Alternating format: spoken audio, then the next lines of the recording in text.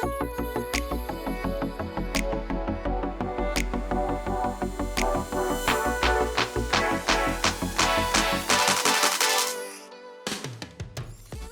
Future Construct podcast episode is supported by Applied Software. Applied Software is on a mission to transform industry by empowering their clients and championing innovation with real-world expert consultants. So visit ASTI.com, it's ASTI.com, and please let them know that we here at Future Construct and BIM Designs sent you. Hi, everyone. Welcome to the Future Construct podcast. I'm your host, Amy Peck. We have a fantastic guest with us today, Jag Mallela, who is the Senior Vice President and Managing Director at WSP. Welcome, Jag. Thank you. Thank you, Amy. Glad to be here. So aside from having an insanely cool name,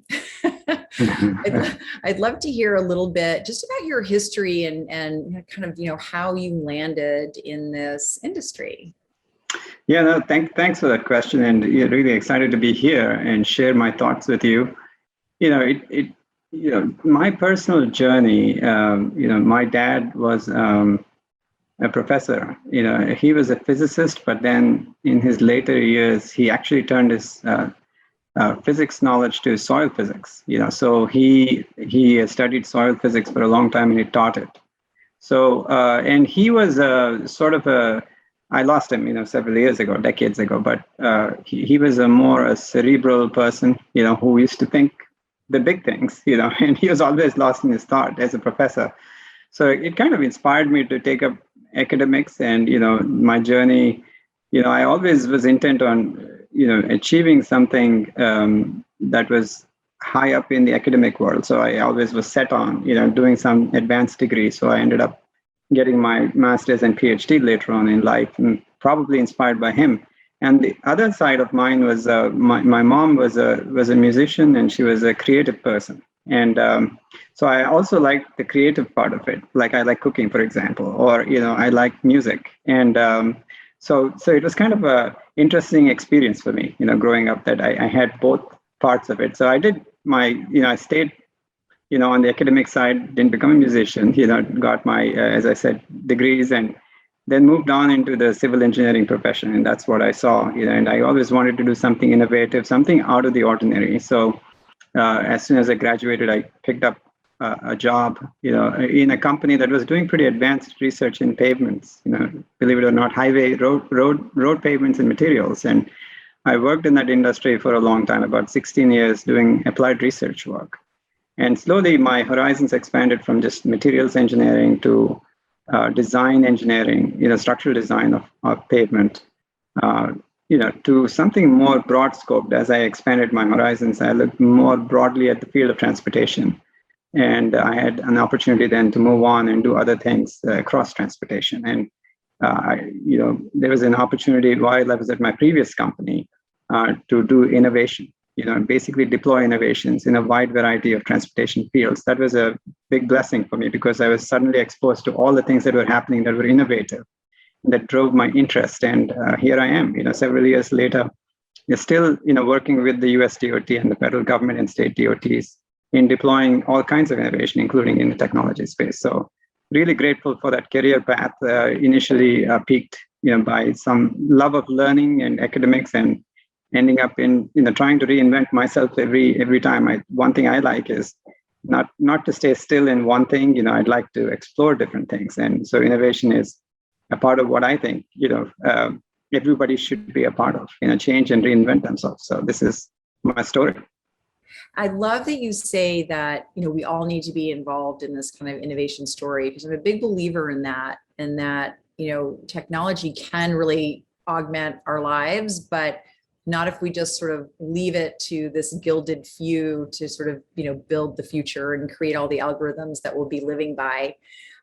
And so, and I love also the story about your mom having kind of the musical interest. And do you think that has kind of given you that kind of left brain and right brain combination that's making you so fascinated by innovation? I strongly believe that, I think everybody, I think I took tests on creativity, just to see where I am on the creative scale. And I'd say, yes, I think I like to be creative. When I'm on teams, we do a lot of innovation deployment where we actually push innovation out to make it easy for people to understand. And some of those taglines, I end up coining them. And, I'm surprised that the teams like them. So yes, I'd say that she probably, her orientation to arts, probably helped me look at things differently and probably, in a different way, innovative way. All of course, without me thinking too much about it, probably is an influence. I'd say, I agree. And I think that the world that you inhabit, it seems that it's sort of one that we just take for granted, right? It's ubiquitous, right? So pavements everywhere, concrete's everywhere. And we don't really think about the infrastructure and what it takes, not only to build, but to maintain. And we've recently, had some several incidents where infrastructure has failed. And now there's some news about, infrastructure in cities and whether it's actually going to survive the way it was constructed and built, over the next several decades. And so what are some of the things that you're seeing that, whether it's trends or cures for some of these challenges where maybe were not constructed in a way that can scale and survive? Yeah, that's an interesting question. I just recently finished a report for the Transportation Research Board. It was looking 30 to 50 years out in terms of how do we preserve, maintain, and renew our infrastructure systems? And the question was, what are some of those emerging things in terms of preservation, maintenance, and renewal of our systems? And one thing, we did research for about 2.5 years with some wonderful colleagues of mine, whose wisdom, of course, I benefited from. One of them being Hal Kassoff, who was the former secretary, and my colleague at Maryland, Highway Administration, my colleague here at WSP. And we came up with, a conclusion, and it's kind of a bold one, which we said, we will potentially 50 years from now, we'll still see roads, we'll still see bridges. They're not going to go away. It's not like the Jetsons, right? I mean, we are not going to replace them because those predictions have come and gone. But the way we look at things, will emerge and evolve over time. So the report was not so much about prediction, but about positioning for what's changing. And one of the trends that obviously we picked up, everybody talks about the ubiquitous technology change that will come to us, the changes in the way, even institutionally we are organized to deliver infrastructure and to maintain it. Maybe the governance model will change, the way we do it. Maybe there are new players that will come and take over the system. Maybe the system becomes more cyber physical. In other words, that's an operative word these days, digital twin, cyber physical system, where you have, along with the hard highway, you also have a digital highway where information flows freely and connects with each other. The vehicles and highways are kind of more interconnected. Historically speaking, roads were built and then vehicles came. But now the vehicles are here and roads are incidental because vehicles can guide themselves with, they need something to ride on, but they don't need maybe in the future all the striping and signage. If things were to be believed, maybe we don't even need roads because we've got advanced air mobility. It's an area that I work in. But I'm sure there will be need for roads and bridges. I'm not saying there won't be a need, but there will be a need. But you'll have innovation in terms of, more integration of digital technologies. Our governance structures change. The way we source materials will become more sustainable, more carbon efficient, things of that nature. I think over the next 50 years, you'll see changes in everything that we see. But most importantly, I think the issue is with people. I always say innovation is not just technology.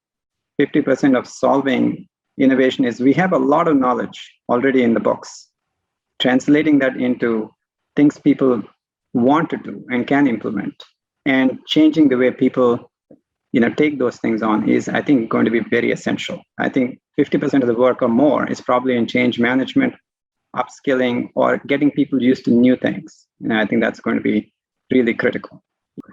No, I agree. And I think that it also kind of goes back to, your earlier statement that we really do need to be involved. And change management isn't just for companies. I think it's in how we as individuals do things. And it's, part of why, I'll ask the question that I ask everyone, which we'll ask towards the end, about our own personal future is I don't think that we spend enough time actually thinking about what we personally want. And then using technology towards that end. And, you mentioned maybe, we won't need pavements. Maybe we'll have, the sort of flying cars, but maybe they'll hover first and then they'll fly. But we'll still need roads. And so, the way that you're thinking about that, does that for you come from some personal vision about what you'd like to see for the future? Or do you feel like it's more of a sort of science and infrastructure backed viewpoint that's bringing you to some of your innovation conclusions, or maybe a combination? I think it's a combination. I think you have to imagine a solution. If you see everything around us, like the space mission we just saw, I mean, it is somebody's imagination, right? That you can actually put people who have no experience, have no astronaut training to be up in space, right? It's somebody's imagination to do it. So, and then the systems come. So I think you have to imagine big, and you have to imagine to solve problems, to create efficiencies. Like you said, I agree with you that it is figuring out what is not working, and then, trying to solve it in a manner that it doesn't hurt more than it does at the moment, and making it more efficient. So I think it's a bit of both. I think definitely technology and science is evolving. We are more knowledgeable today than we were yesterday. But we do have newer sets of problems that we have created because of that. So I think it's a bit of both. I think you do need a bold vision, and you need risk taking, to change fundamentally what you're doing. I think that is, a key. I think it's both. I think it's backed by, I would say, both. Yeah. And how do you think that we can, bring people forward who, there's already a digital divide, right? And it could conceivably get much worse before it gets better, even though I know we're very conscious of it now and making strides to kind of close that gap. But for those who just fundamentally fear change because, they like how things were done and they don't want to change it in their lifetime, where's that tipping point, and how can we, keep an eye on those who may very well get left behind with this sort of new generation of technology, but also make sure that they don't feel completely disenfranchised? I mean, it seems like a big conundrum, and it may not be part of your day-to-day, but you seem like someone who, also really cares about humanity. And so my guess is that you've thought quite a lot about this. Definitely. I think everything we do today, and thankfully, so I think we are talking about equity issues. For example, when we design a new transportation system, who is it going to serve? Is the technology going to serve everyone? Is everyone able to participate in the knowledge economy, for example? If you don't have basic internet service, it's not just in this country. Ultimately, it's a global phenomenon, because the world is connected in ways that that it was never before. And I think if you cannot find solutions that bring people in and serve the underserved, I think as the first point there, I think you're probably doing a lot of disservice, because not everybody can take that space flight, which sounds cool, we talked about, but it is exciting. It puts it within the reach of ordinary people to do it, but then to bring it down, connected in autonomous vehicles. You asked me for trends, flying cars, for example. We talk about all these drones, things that are developing that I research personally and I help plan for. They all have to be looked at it from a perspective, or simple road building, even. For example, you put a new road, to boost the economy, bring jobs to a sector. Whose jobs? What jobs?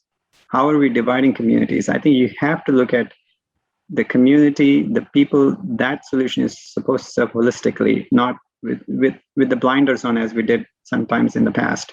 So I think finding the use cases, thinking broadly, bringing new people into the decision process. Innovation is not a domain of a single person. I think you need broad set of thinking, whether it is race, gender, whatever it is. I think the more perspectives we can bring to solutions, the better off we are in trying to create something that's sustainable. And closing that gap, becomes automatic because you have now the participation of stakeholders who are at the receiving end otherwise in the past. So I think it's an important concept. I know it is. It's a bit out there in terms of how we do things today.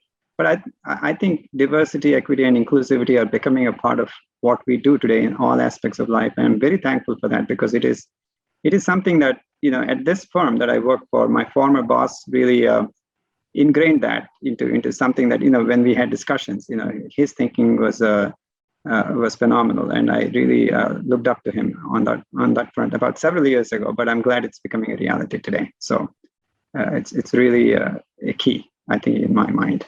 And I do want to come back to that, but we're just going to take a moment to hear from our fantastic sponsors, and we will be right back.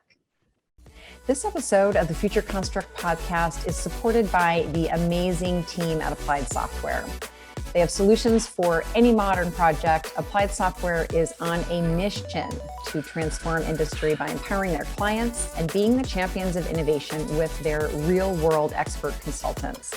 They have a comprehensive suite of solutions for AEC, MEP, and manufacturing, and they have a singular focus to help you achieve higher performance. They have software, training, support, consulting, and custom development. Applied Software has you absolutely covered for all of your workflow needs. And BIM Designs is proud to be a client and partner of Applied Software.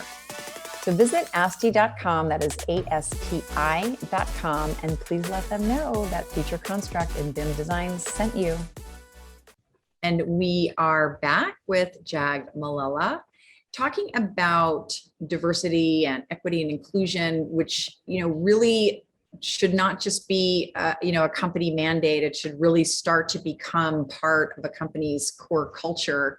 And, let's think about how, we can really wire that, diversity together with this emerging technology to actually, do exactly what you said, which is, kind of close that digital divide. What are some of your thoughts on ways companies can do that and accomplish that?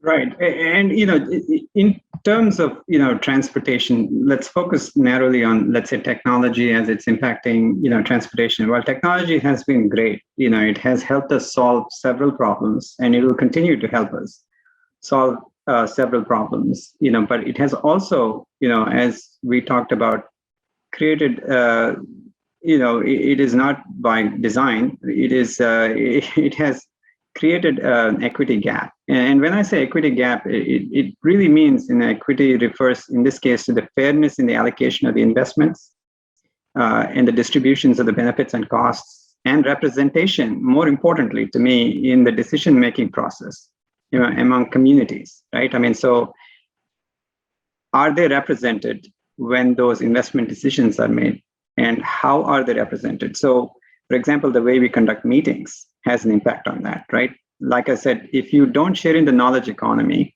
if you're, for example, you don't have internet access, for example, you're not part of the decision making, right? So, and oftentimes we do see that, but of course, as I said, things are improving. So equity is broad-based to me. It is not one thing, but it is, both in terms of, as I said, race and gender are a big part of it, but there is a social demographic inequities, there is economic inequities, and geographic inequities as well.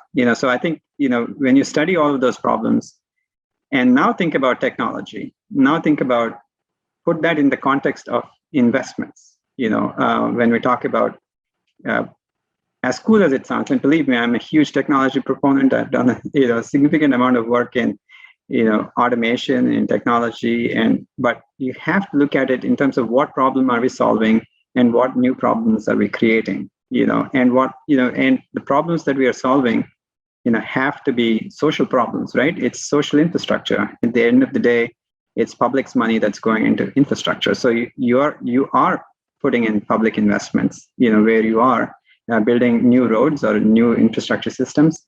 You have to be able to solve, holistically all the problems that you're attempting to solve with that. And that's my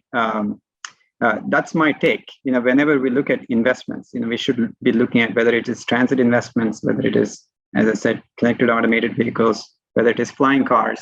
You got to look at the socio-demographic characteristics of the people that you're serving, like physically disabled, gender, racial, ethnic, linguistic minorities. You should be looking at distributions of the benefits and costs to those people. You should be able to look at the geographic diversity, who's paying, who's not paying, who's participating, who's not participating, and make informed decisions. And this is not to say that, everything that you do can always be sum totaled, to the to zero. In other words, you may have some inequities in certain decision processes, but you got to balance the system as a whole. And I think there are ways of doing that. And a great example, I see, some states, for example, they one of the things they're doing is, in the urban areas where we have system congestion issues, where we need, cellular technologies to solve system congestion problems using newer vehicles that are emerging or newer signal systems. They're also making efforts to put broadband access throughout the state. So it brings economic advantages, educational advantages to other parts of the states, which are not directly benefiting, from the vehicle-based and infrastructure-based investments that are being made in the urban system. So that's a good example, how to balance, investments. So, but I think that is what I was driving at in the beginning.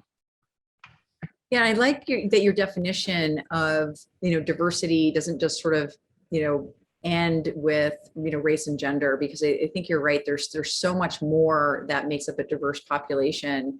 And I think now more than ever, we're in this moment with, remote work becoming the norm, that it seems really possible at least to have a lot more voices in the early planning discussions, to be able to have kind of a broader viewpoint. And yes, probably at some point, a larger percentage of the population are going to be going back to offices.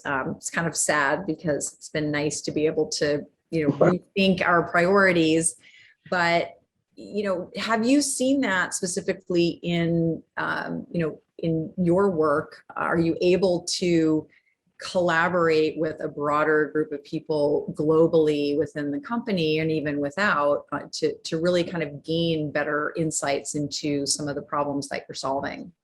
Definitely. I can tell you that when community-based planning happens now, one of the advantages, of remote work or reliance on technology has been that you're able to increase awareness of the medium for collecting opinion. And as a result, you're also able to distribute the means of participation, to those people that should be part of the decision process. And as a result, I have heard anecdotally, now I don't have hard facts to back this up, that our normal planning process is receiving more, in some cases, I wouldn't say all cases, but more participation than a traditional process where, a few people showed up at a town hall meeting. Now we have, people in the dozens or even hundreds, sometimes more people than we've ever seen in the past being part of the decision process. So that's a positive, I would say, of using technology in a wise way, to increase awareness and inclusivity of decision process. Yeah. And I have seen that because of this technology evolution. And that was the point I was making earlier about, creating basic broadband access allows people to participate in the knowledge economy. I'll give you another example. When you see planning around, let's say, advanced air mobility, it's an area that I work very closely in, for example. The first problem we got to solve is the problem of medical access in the rural parts, or the ex-urban parts, where especially the underserved population or disabled or elderly population that cannot get into a car and drive to a major facility. How can we get the doctors to them? How can we get medicines to them? How can we transport them maybe in the future once there is acceptance of these kinds of new ways of transportation? That's the problem that is very attractive in my view, and it should not, we should not lose sight of. That is the problem also. But that also increases, the receptivity of technology. Of course, it has other benefits, in terms of getting to my airport on time, flying over people, not getting stuck in traffic. Those are all important things. But you also have the beneficial impacts of technology, which should reach, out to the general population to increase acceptance. I think it's kind of a win-win when you look at it inclusively. Yeah, and I think that there's an opportunity, again, especially you brought up healthcare, that I think it's sort of a top-down, bottom-up approach where you're solving for some of the mobility pieces of it. But on the other side of that, I think that technology can allow us as individuals to take a lot more control over our day-to-day wellness. So we already have, these devices that we're wearing on our wrists, but we're going to have a lot more sensors. We ostensibly will have clothing that has sensors in it that can alert us to some of the simple things that we can fix at home, being dehydrated, sitting too long. I get, my notification on my watch that it's time to stand or it's time to breathe. Yeah. So I think that's a really interesting evolution. And I'm wondering, just in terms of other technologies that you're seeing that can actually empower us sort of on an individual level, are there some that you're seeing or that you're really excited about? Oh, I'm really excited about a few things. Like, for example, there is more linkages between transportation and health these days. And I'm not anti-freeway by any means, but I'm saying when you build communities and design them, unfortunate remnants of the past work has been that you divided communities and actually decreased what is called as the walkability score, or the health, factor, or a health number for the community. But what I really like is the innovations around complete streets, increase in thinking about how transportation is linked to health outcomes of people. I really feel like that is an exciting development. It basically opens up a lot of technology to come into the planning and design part of it, and even delivery and implementation part of it. We talked about wireless services, for example, or services to allow all residents to participate, into the health of the community, in the healthy way of living in the community. Other things that really excite me these days are, as I said, the use cases around advanced air mobility and the impact it will have on health outcomes. I think that is a huge factor. I think you will see that in the future. I think that will be the number one use case. I believe, that will really increase the buy-in, or at least it's an immediate use case, as many have flagged. That to me is really exciting. The ability of multimodal transportation integration, using technology and seamless, access, switching from modal service, where you can actually bike to your train station rather than drive. Again, that connected transportation system offers us ways to live in, somebody coined it as a fractal city, like you live, work, and play, in the same space in your community. There's a sense of belonging, and that's huge. Actually, that is a huge part of social well-being, some have found in research.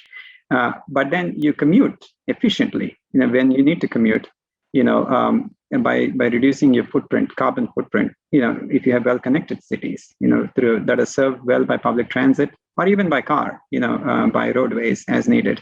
But these kind of innovative mindset, open rather than picking one technology, to me, it opens the decision process and your mindset to a more integrated, inclusive, and potentially more healthier transportation, outcomes, for our citizens. And to me, that's a broad spectrum of technologies that can really play in that field, and that's really exciting to me. So, yeah, and I think that there's a simplicity to a lot of the things that you're talking about, and and around transportation, I think it's also been interesting that these delivery mechanisms, so to sort of bring us a lot of the goods that we would normally hop in our car and go out to go get, and replacing those activities with just the desire to be out in our communities, not necessarily with a purpose, but really just to go and be out, or maybe go have a meal with someone.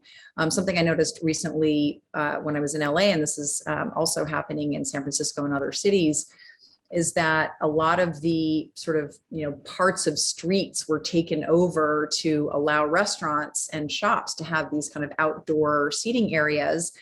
And overwhelmingly, residents are voting to keep them, even though it actually impedes car traffic. So what you're seeing is more people walking, more people on bikes, more people, kind of relishing in the fact that there's now this sort of sense of community, as opposed to worried about where they're going to find a parking space for their car. And I think that's a very telling, and it's very interesting because it feeds right into your work, right? And how do you now start to plan around this new paradigm?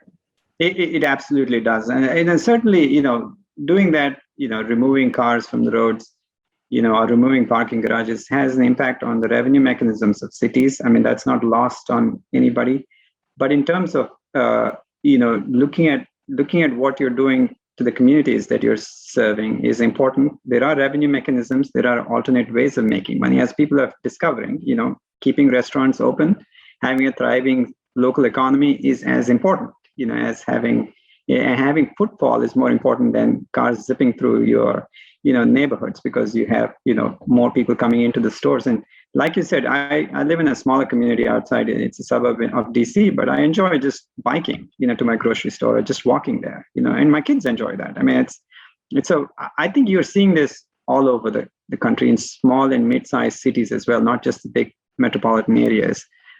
And certainly you need the roads, you need technology, you need demand management, you need tolling, and you need to have things like digital access, payment systems, online payment systems, the vehicles custom designed to be able to zip through those toll facilities, the operating complexities and uncertainties that are associated with transportation technology, are there on the agency side. But from the people's side, people on the other side of the spectrum that cannot participate in that, it creates insecurity and distrust in adopting newer technology. So, and it doesn't serve anybody. I mean, you just drive the gap wider if you don't solve the problem earlier. So I like the innovation around providing dedicated, transit facilities on the side of tolled facilities, for example. I mean, providing BRT, systems like that take people, or even connected vehicle technologies. I have seen where AVs are most useful, or where actually where they're picking up, passengers, from traditionally underserved areas in the transit context, and bringing them to the areas where they need to be, either to go to school or shop or go to work. That, I think, is a huge benefit for AVs. But those are the use cases that people are solving, and that really excites me, because it then creates a net win-win, and increases adoption. So. Yeah, so maybe the net is, kind of how can we leverage complex systems to enable kind of the simple pleasures of life? I think that's a good note, and a great line of thinking, and certainly in line with a lot of the work that you're doing. So of course, this brings us to our last question, which I ask everyone. So if you could project yourself, 20, 25 years into the future, and you could have, any kind of gadget or service, or just something that would make your life better, or make you personally happy, what would it be and what would it do? Okay. That's a question. That's a very good question. Thanks for asking me that question, because I've thought about that, and I have more than one answer to it. But I'll tell you, there is so much wisdom packed into this universe. So many people that have come and gone, and mostly gone before us, that have thought about the same things that we're thinking about today, and probably more profoundly than me, for sure. If I had a gadget, at any point in time where I'm seeking knowledge or information about something that I don't know, if I could just, my brain waves could go out there and into the broad universe and bring that back to me instantaneously. That would make me, we have Google or search engines now, but something more sophisticated that can bring, as soon as my thought occurs, bring that knowledge back into my brain, and actually bring it to the audience that I'm trying to communicate with, more importantly, because we see, I think if I could wave a magic wand and say, I see this very clearly. Many are not seeing, at least not having the same source of information. If I can just cast a spell and say, well, here's the information. I'm not trying to bias their opinion, but presenting the facts, that are well researched so that they can make their information. Personally, I'd like to have that access to that wealth of knowledge that has gone before instantaneously. That is my wish. So that is a great idea. And that could be a product. Yes. Well, Jag, it's been an absolute pleasure speaking with you today. Thank you so much for joining us. Thank you so much, Amy. Thanks for having me.